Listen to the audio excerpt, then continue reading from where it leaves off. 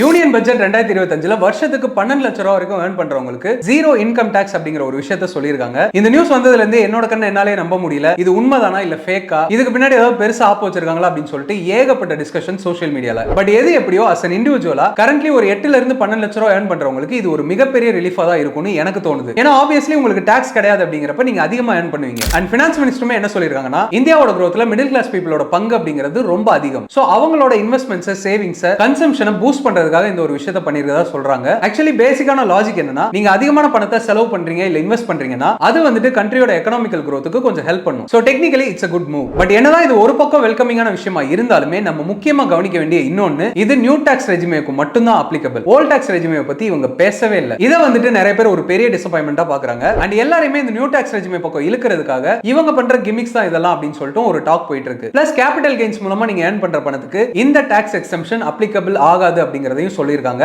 So இத தவிர வேற ஏதாவது ரெஸ்ட்ரிக்ஷன்ஸ் இருக்கா, இது வேற எங்கயாவது நம்மள இன்டைரக்ட்டா பாதிக்க போகுதா அப்படிங்கறதெல்லாம் வெயிட் பண்ணி தான் பார்க்கணும். சப்போஸ் அப்படி நடந்ததுன்னா அதை பத்தி அப்ப நம்ம டிஸ்கஸ் பண்ணுவோம். பட் இன்னைக்கு தேதிக்கு இது நிறைய பேருக்கு ஒரு ஹாப்பியான நியூஸ் தான். சோ இந்தியன் கவர்மெண்டோட இந்த ஒரு மூவ் பத்தி உங்களோட ஒப்பீனியன் என்ன அப்படிங்கறத கமெண்ட்ஸ்ல சொல்லுங்க.